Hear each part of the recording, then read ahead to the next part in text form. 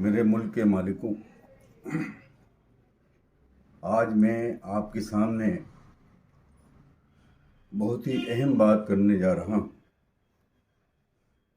तुष्टीकरण। हमेशा मुसलमानों के ऊपर ये आरोप लगाया जाता है कि मुसलमानों का तुष्टीकरण किया जाता है। आज मैं इसी बिंदु के ऊपर आपसे बात करना चाहता हूँ। हमारा मुल्क अंग्रेज़ों के कब्ज़े में था, उसका गुलाम था। हमने लड़ाई लड़ी, अशफाक उल्लाह ने, भगत सिंह ने कुर्बानियाँ दी और अंग्रेज़ों को इस देश से भगाया। हमारा मुल्क आज़ाद हो गया। आज़ाद होने के बाद हमारे मुल्क के सबसे पहले प्रधानमंत्री पंडित जवाहरलाल नेहरू बने। इस देश में पंडित जवाहरलाल नेहरू के प्रधानमंत्री बनने के बाद ब्राह्मणों को राज सौंप दिया गया। तकरीबन 30-40 साल तक कांग्रेस के दौरे हुकूमत ने, ब्राह्मणों ने इस देश के अंदर राज किया है और हम मुसलमानों ने उनको वोट दिया है, उनको सत्ता पे बिठाया है, उनको सम्मान दिया है, उनको इज्जत दी है। उस वक्त हमसे कोई नहीं कहता था ये तुष्टीकरण हो रहा है, इसलिए कि हम ब्राह्मणों को सत्ता पे बिठा रहे थे। हमने हमेशा ब्राह्मणों को वोट दिया, हमने हमेशा हिंदुओं को वोट दिया। ब्राह्मणों के बाद जब मंडल कमंडल का मामला आया तो कुछ लोग मंडल के साथ चले गए, कुछ कमंडल के साथ चले गए। ब्राह्मणों के हाथ से सत्ता जाती रही। अब हम क्या करते? हमें तो हिंदुओं को ही वोट देना है। हमने ब्राह्मणों को 30-40 साल तक वोट दिया। अब हम अगर दलित हिंदू को वोट देते हैं, यादव हिंदू को वोट देते हैं, जाट हिंदू को वोट देते हैं, तो कहाँ का अपराध करते हैं? दे तो हिंदू को ही वोट देते हैं हम, फिर भी हमें फिरकापरस्त कहा जाता है, फिर भी हमें सांप्रदायिक कहा जाता है, फिर भी हमें तुष्टीकरण के अल्फाजों से नवाजा जाता है। ये सब क्या है?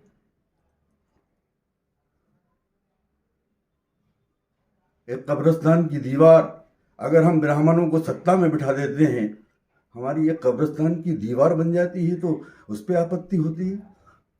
अगर हम दलित हिंदुओं को, यादव हिंदुओं को, जाट हिंदुओं को वोट देते हैं और उन्हें सत्ता सौंप देते हैं,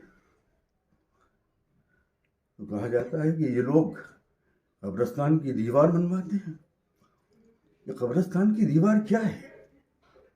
कब्रिस्तान की दीवार जो लोग इस दुनिया से गुजर जाते हैं उनके लिए कब्रिस्तान है, उनकी सुरक्षा के लिए वो दीवार बनाई जाती है। उस पर भी एतराज है।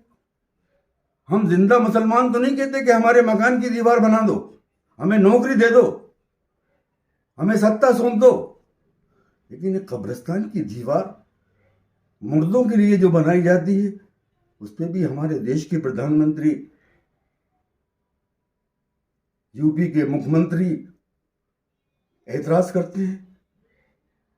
बड़े अफसोस की बात है। इतने बड़े ओहदों पर बैठकर जो लोग कब्रिस्तान की दीवार की बात करें, उनके लिए क्या कहा जाए? यूपी में आपने देखा कि ब्राह्मण ही मुख्यमंत्री बनते थे। सबसे पहले मुख्यमंत्री बने गोविंद वल्लभ पंत, उसके बाद सुचेता कृपाली, कमलापति त्रिपाठी, हेमवती नंदन बहुगुणा, श्रीमती मिश्रा, नारायण दत्त तिवारी। इन्हीं को तो वोट दिए हमने। अगर आज हम दलितों को वोट देते हैं, यादवों को वोट देते हैं, जाटों को वोट देते हैं, तो आपको तकलीफ होती। हम उन 15% वो लोगों को वोट नहीं दे रहे अब, क्योंकि वो सत्ता में नहीं आ रहे। अब हम वो 85% और 80% जो लोग हैं हिंदू हैं, उनको हमें वोट देना है और देते हैं और देंगे। हमने अपने लिए कुछ नहीं मांगा। एक बात और कही जाती है, मुसलमानों का वोट बैंक, ये गलत है।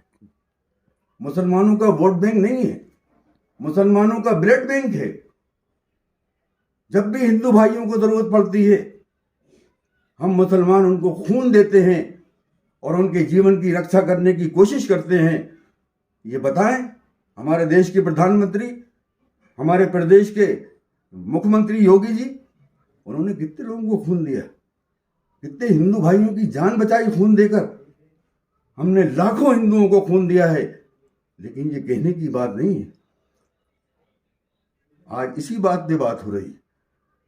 ये मानवता का मामला है, इंसानियत का मामला है।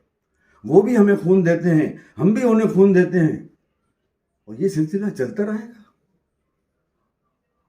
खून बहाने वाले खून क्या देंगे?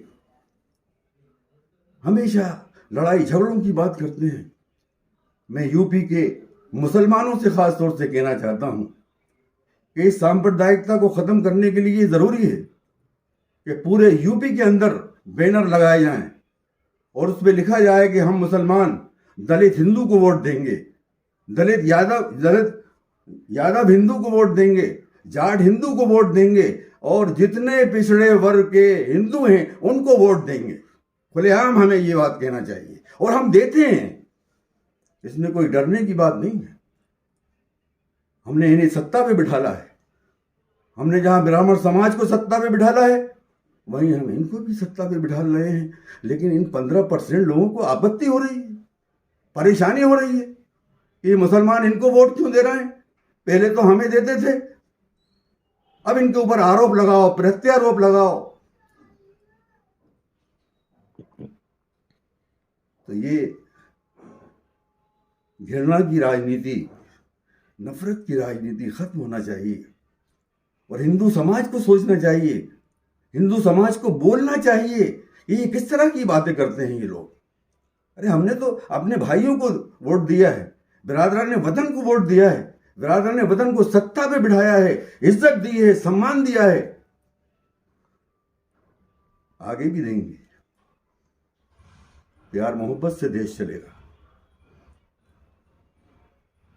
तो कोई तुष्टीकरण नहीं।